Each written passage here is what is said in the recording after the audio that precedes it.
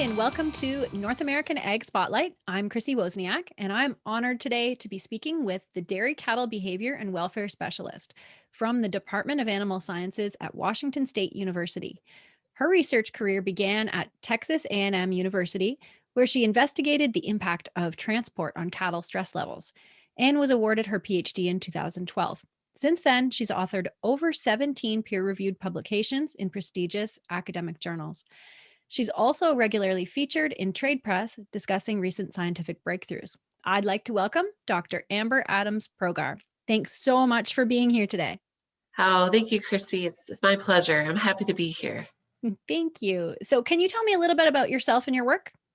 Oh, yes. So I'll start out with I'm originally from Wisconsin.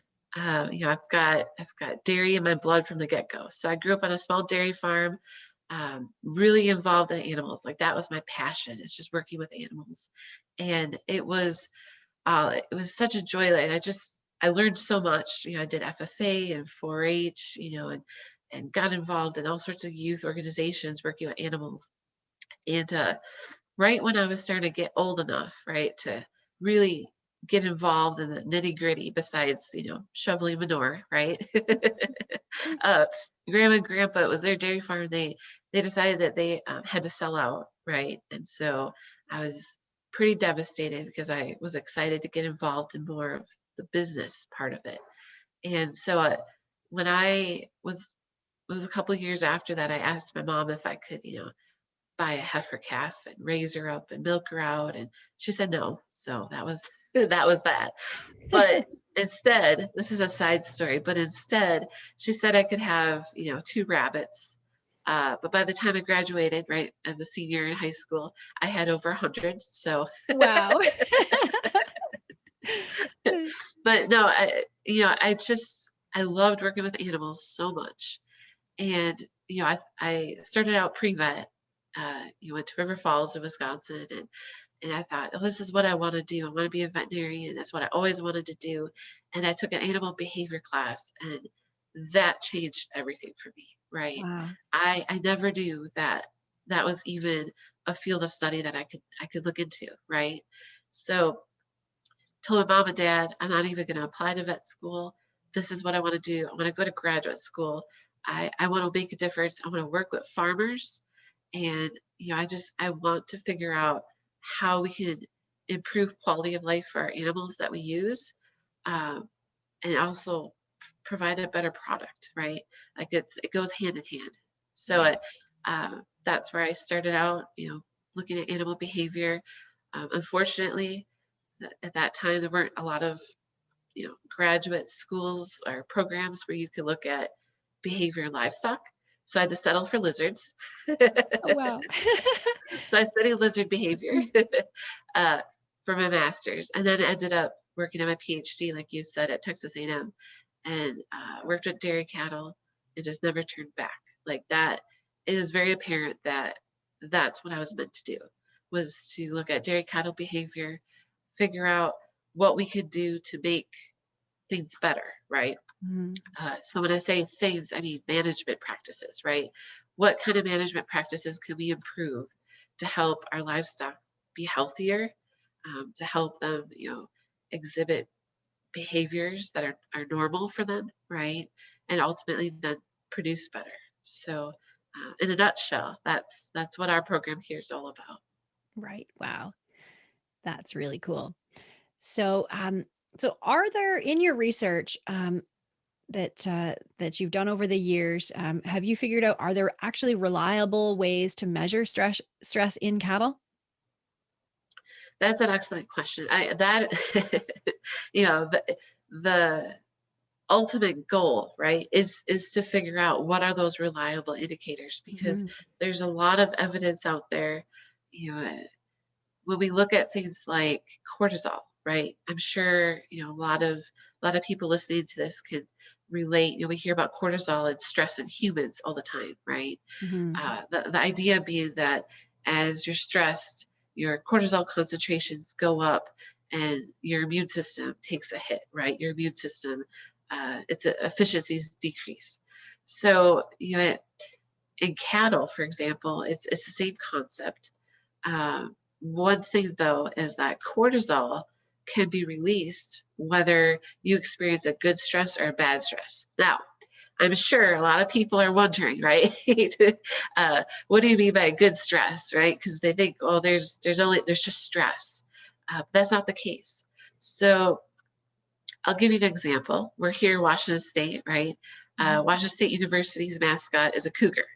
So with that context, if I were out to take a run, right? I was running through the woods and I'm getting exercise, right? I'm putting stress on my body. That is a good stress, right? That's what we would call like eustress. Okay. That stress is good. Ultimately, it helps the body, right? Right. Now, if I'm running through the woods and a cougar jumps out and starts chasing me, that would be distress. That would be bad Right. stress. That Um, makes and, sense. and in that case, uh, there's definitely a big difference between the two, but your body can't recognize those differences, right? Mhm. Stress, it releases cortisol and it affects you, just as in cattle. So when we look at, well, can't we measure cortisol, right, in your Mhm. blood, for example? You can, but you're measuring stress in general. When Right. really what we want to get down to is distress, right? I mean, we want to know how can we minimize distress in animals. Um, One of the best ways that we've figured out so far is, behavior, for example. If you look at an animal's behavior and how that changes, that could tell you a lot about what's going on with that animal, right? So, eating behavior. If you even think about like a sick calf, for example, that's one of the things that you probably notice first is that they start to go off feed a little bit. Something's not quite right. Um, our goal, though, is to use technologies, and I think we'll talk about that in a little bit. Use technologies to actually detect distress earlier. Right. So why wait, until they're already showing symptoms? Is there a way that we could detect it sooner? Um, but when it comes back to your question about reliable indicators, Mhm. we're still working on it. Behavior obviously is a very good indicator, um, with the caveat that cattle in particular are prey animals, right? Right. And they don't want to show vulnerability. And so by the time they're actually showing behavioral changes, sometimes they've already been sick, for example, for a while, or been under stress for a while. So that's one of our difficulties. We are looking at other blood components that we can actually measure, right? So, Mhm. you know, I've worked on a couple studies where we're looking at the immune system. So if there's certain parts of the immune system that we can measure in blood, that would tell us, okay, this animal is experiencing stress and it's affecting their immune system. That could be beneficial. So Right. it's a tough question because we're not quite there, but that's why we're working on it. Yeah, that's right. And it's so fascinating. So, how are those technological advances in dairy management impacting cattle behavior and well being then? You bet. So, yeah, you obviously my experiences with dairy, but I'm sure other livestock species have their own technologies that they could look at. But in dairy, we use systems, right? So activity monitors that typically were developed for heat detection, right? Super helpful because instead of someone having to, visually assess animals or whatnot, they can use technology to Mhm. essentially send them alert on their phone saying you need to check these animals, right? uh, because we have that technology already, they started to build in part of you can look at behavior in regards to sickness. So instead of just getting an alert about a cow that might be in heat, you can now get some alerts that say you need to go check this cow, we think she might be sick, uh, which is great, right? Mhm. Yeah. Um, Now, obviously, these technologies could be kind of pricey, right? It takes money, obviously, to put them on your farm. Our goal, at least in my lab, is to say, okay, if a farmer or a rancher invests in this technology, we want to make sure that they get the best bang for their buck, right? Like, Mhm. I want to make sure that all of the data and information this farmer can get, he or she gets, right? And they can use that to their advantage. Um, so one of the areas we're working on right now is it's nice that these technologies could give you a sick alert, but it doesn't tell you exactly what to look for. Mhm. Right? It just says you need to go check this animal. It could be sick. One area we're working on right now in dairy cattle is digital dermatitis or lameness, right? Right. So that we can say, okay, are we able to detect, the onset of digital dermatitis, for example, where you could get an alert on your phone that says, "Go check cow 272. She might have digital dermatitis." Wouldn't that be awesome, right? Right. Yes. Yes, absolutely. Because now when you think about labor, you can focus in and say, "Okay, I know that I need to go check her feet," Mhm. instead of trying to run through the whole list of what could be wrong. So we have a lot of hope and a lot of ideas. Another idea along with digital dermatitis is also looking at thermographic imaging. So we're just finishing up a study on that where we're saying, Oh, okay, that's cool. yeah, Mhm. and to take it one step further. So if you think about someone that's milking or walking the pens, right? They could use thermographic imaging to detect, is there something wrong with this hoof or this foot? Right. Uh, in the parlor, for example, what if you could do that? But what if now these are crazy ideas, right? These Mhm. are, those are the golden stars that we're trying to shoot for. But what if you can make it automated where they walk into the parlor and there's Right. automatically a thermographic imaging that occurs on all their feet and reports back to you if someone looks suspicious. Oh, that would be amazing. What did it? Yeah. Wow. Yeah. Oh, that's So really cool. I mean, those are the things we're looking at technology-wise, where we already have some of these tools in place. Why not take it a step further? Right. Wow. So I know calf mortality is a serious issue, and I've read that your team's long term goal is to lower calf mortality to 5%. And that's a significant improvement over the current rate of almost 8%. So, how are you going about tackling this? Yeah, thank you. That I'm glad you brought that up because calf mortality is one of the things that we're dealing with, as an industry.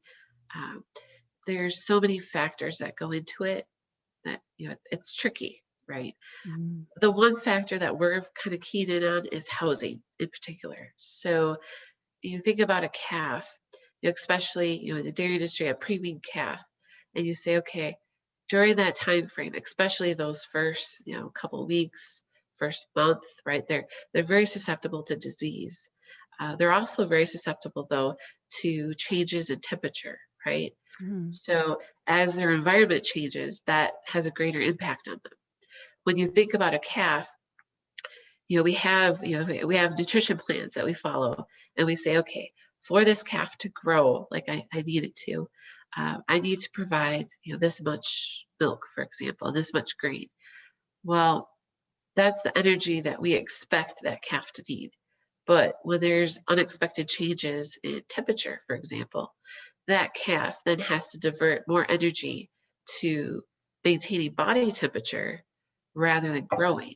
And that's the last thing we want, right? Um, and on top of that, there's the health component too. So more energy that's converted to just trying to maintain their body temperature means that there's also less energy available to fight off any potential pathogens or disease. So we're looking at both ends of the spectrum. Especially those new calves are extremely more highly susceptible to changes in temperature. So we're looking at both heat stress and cold stress. On the cold stress side, we're looking at things like calf jackets. One of our studies that we looked at, I got to tell you, it was one of the most adorable I studies we ever bet. did. Because we had a bunch of little Jersey calves, right? So Oh. Jersey calves, and we put jackets on them, right? So Mhm. Jersey calves and jackets. Oh yeah, that's as cute as baby goats in pajamas, right? Exactly. So we had Jersey calves and jackets, and we were looking at some Jersey calves without jackets. I said, okay, what difference do these jackets make? Especially in those first couple of weeks of life during winter. Now, I have to be honest, for our study, winter in Washington, at least that winter, was nowhere near, right? Mhm. Winter in northern Wisconsin. Right. Uh, it still got very cold though.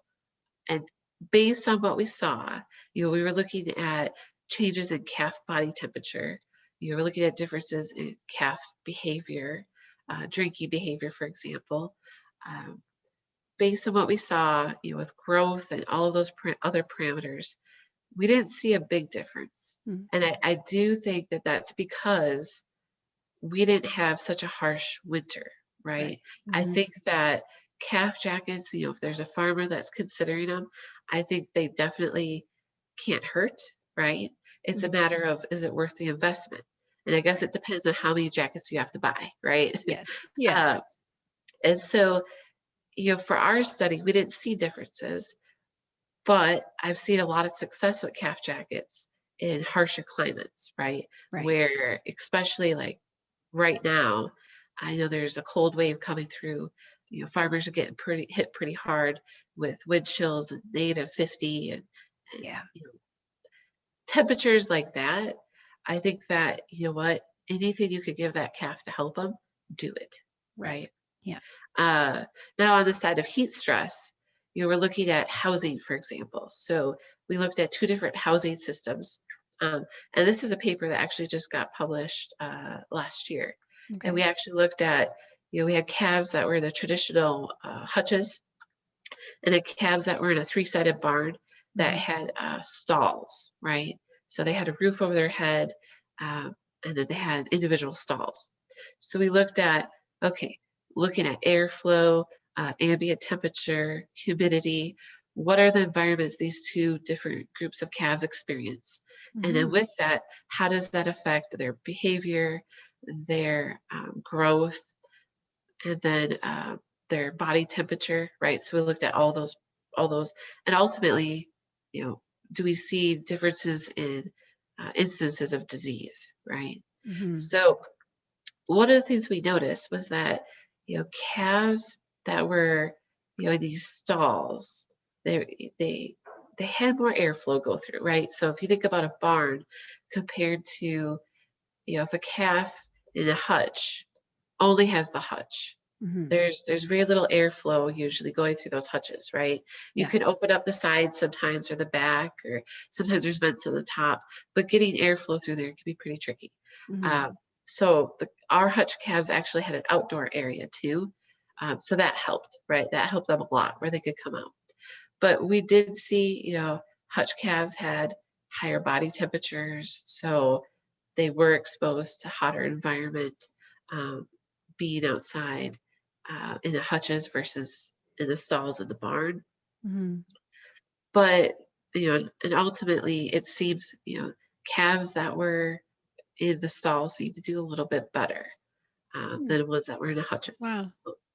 on multiple levels, right? Right.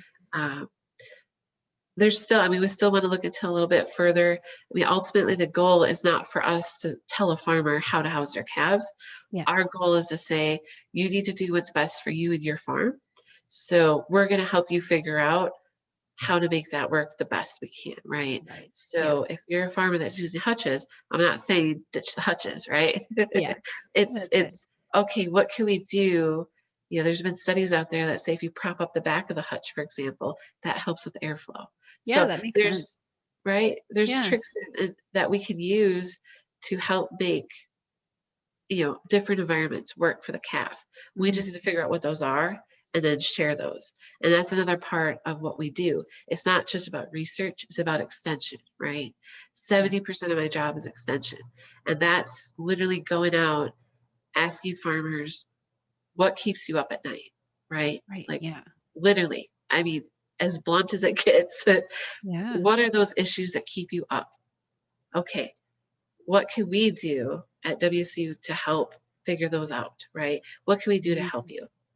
So I come back, I go to the researchers, I go to my lab and my colleagues' labs, and I say, we have a problem. Here's what it is. What can we do research-wise to try to figure this out? And Right. then That's take our results incredible. back. So, Yeah. yeah. Wow. That is so fascinating.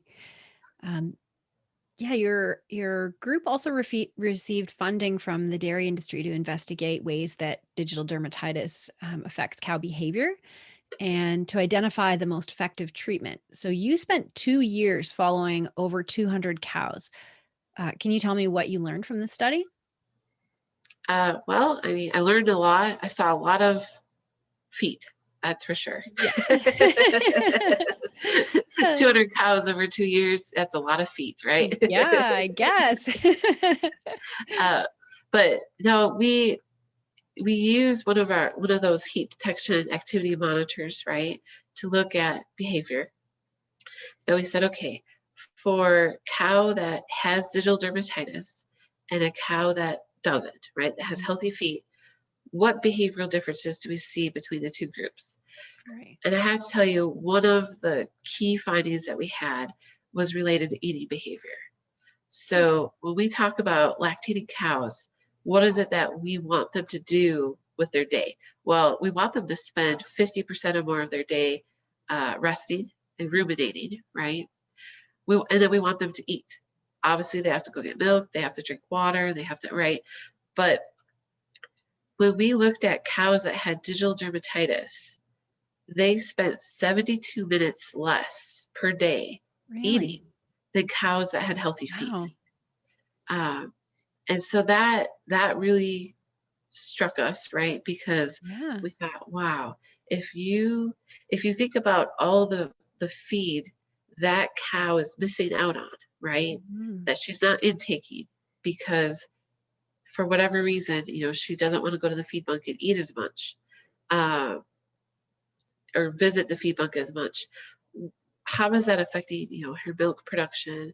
Right. How, it opens up a lot of other questions, right? Because Yeah. 72 minutes over an hour, I mean, that's a big difference. Um, Definitely. Wow. yeah, and then on top of that too, we saw some differences in what we would call high activity. So Mhm. that would be, activity related to trying to identify heat in cows. We saw that cows, not surprising, that had digital dermatitis spent less time being highly active, which means that now you have a confounding factor, right? So it's Mhm. already hard enough to detect heat in cows, but now you're adding to that they're displaying less estrus related behavior or heat related behavior Yeah. because of digital dermatitis. So Wow. yeah, it was a That's pretty amazing. pretty interesting study. I guess. Yeah. And you've hosted a number of workshops and training events where the practical outcomes of your research are provided to the ag community. So how does someone find out more about these? Yep. So we're working right now. I'm working on updating my website, my webpage through the Animal Sciences Department. We There's a lot of our things get posted out, particularly through dairy newsletters and things like that. Mhm. Um, One example is we do have a WCU dairy newsletter that people can sign up for. I mean, anyone could go online and sign up for it. Um, and it's a collection of articles that different dairy researchers in our department put throw together and kind of lay some things out there of, okay, here's what's going on in the lab. I'm sure you're not super interested in the highly technical jargon that we have. Here's the take home messages. Here's the stuff you really need to know, right? Yeah. um, but that's how we try to get word out. Sometimes though it's me making a phone call. Right. Yeah. Right. Yeah. For sure. um, but because we've worked in areas too, with like pest bird management, Mhm. um, which is a big hot topic for a lot of people too, uh, because we're talking about the best way to minimize the damage that pest birds cause, Yeah. but doing it in a way that is sustainable, right? In Mhm. more environmentally friendly, socially acceptable, Yes. all of those things. So we've had some workshops where it was so neat because we presented different options, right, for Mhm. farmers and said, here's some different options you might want to try for pest burn deterrence on your farm, right? And so we had uh, a research group come out that had a drone. And so they Mhm. use a drone to scare off and deter pest birds, right, from coming back to the Great. farm. So they demonstrated that. They had, we had a falconer come out, so a professional That's falconer, cool. right? Yeah. And so he had his bird out and showed him how this would work. We had a gentleman that has, uh, he builds nest boxes for American kestrels and for owls. And he Mm. noticed that in vineyards and orchards, you would put these nest boxes up and you would attract native raptors to your farm Hmm. and it Wow. would keep pest birds away. It doesn't Oh, get that's much more amazing. environmentally friendly than that, right? Right. Yeah. Yeah, that's so smart. Right?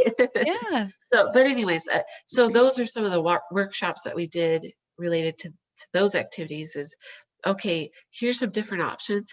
Here's the people that are doing these things. Um, meet them, talk to them, figure out if this is something that you want to try. Once Right. again, we're not here to tell you what to do. We're here to give you your options, right? Mhm. Um, so yeah. Uh, and then there's also our on-farm work with safety. So that's Mhm. obviously a hot topic as well. And so we developed this leads training, we call it Leaders Enabling Advanced Dairy Safety. And Wow. so we essentially, it's a train the trainer program, and it's all focused on just the safety aspect of working with dairy cattle in this example. Mhm. And it's all focused on data. So we have data from Washington State uh, Labor and Industries that says, here's the most common animal-related injuries that occur in dairies.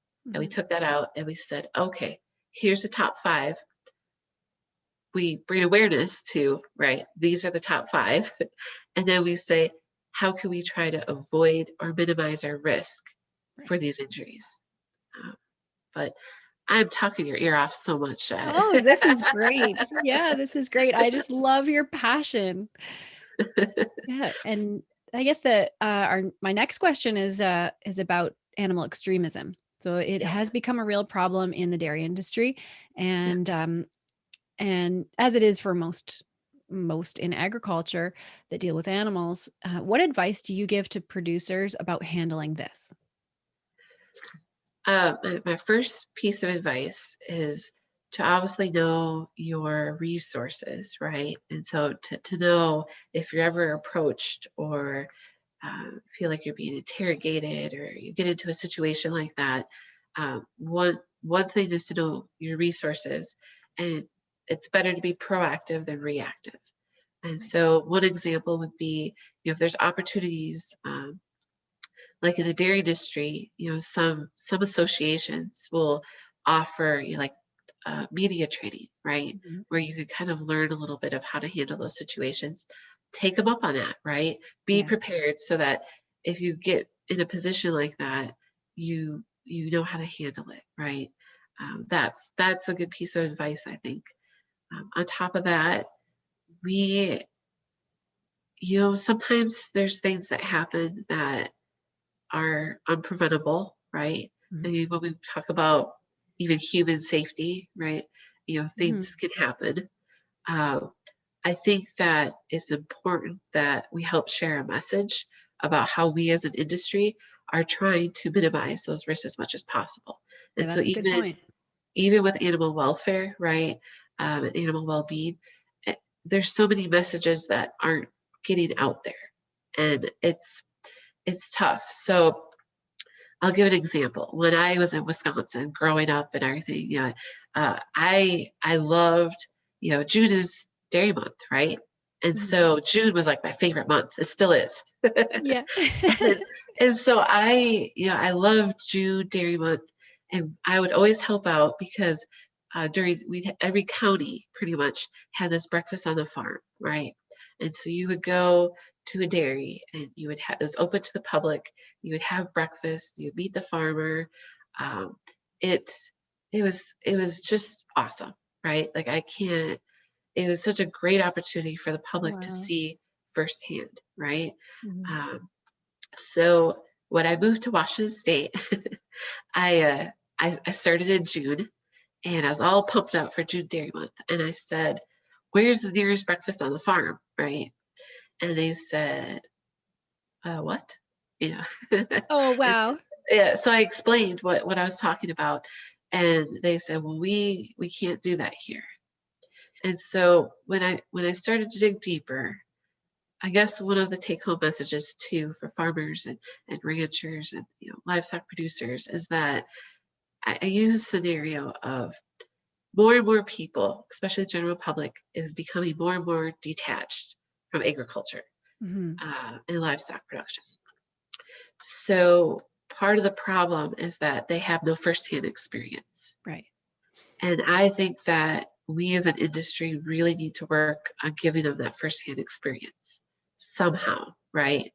Obviously, bringing them onto farm is a liability. It is risk. That's the riskiest, right? But it's also the most impactful. Yes. So if you take, school children through a farm, we do that at the WC Dairy. We'll have school groups, not right now because of COVID, but we would have groups come through, and you could teach the children, but as well their chaperones, right? Their parents, Right. Yeah. or the adults that are there, and you could say, "This is what we do, and this is why we do it."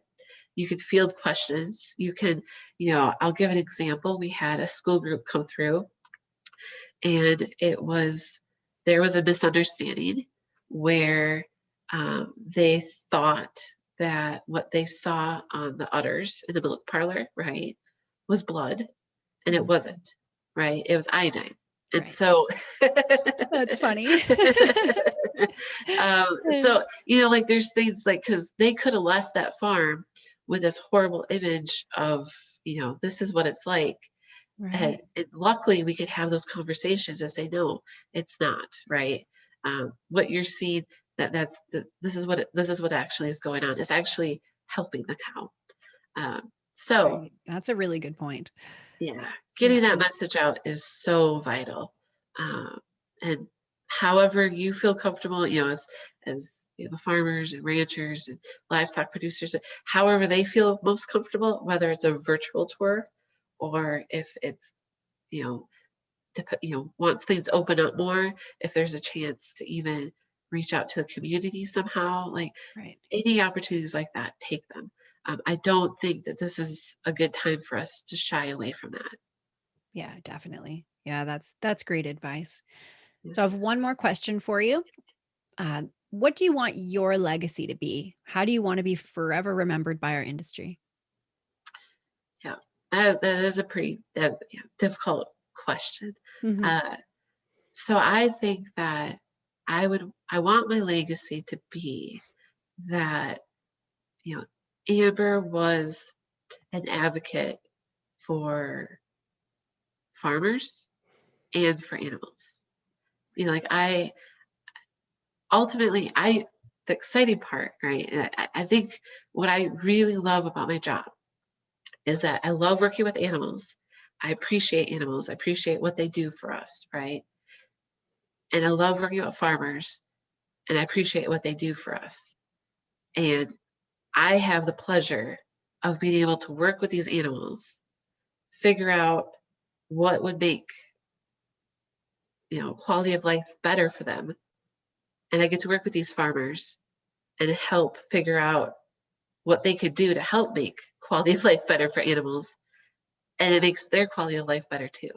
Right. Yeah. And that's something that I really like about a lot of the articles that I've read about you is that you'll outline the benefit to the cows, and then you'll also do like a what the farmer will save if they implement it. And you actually, in a lot of cases I've seen real dollar amounts.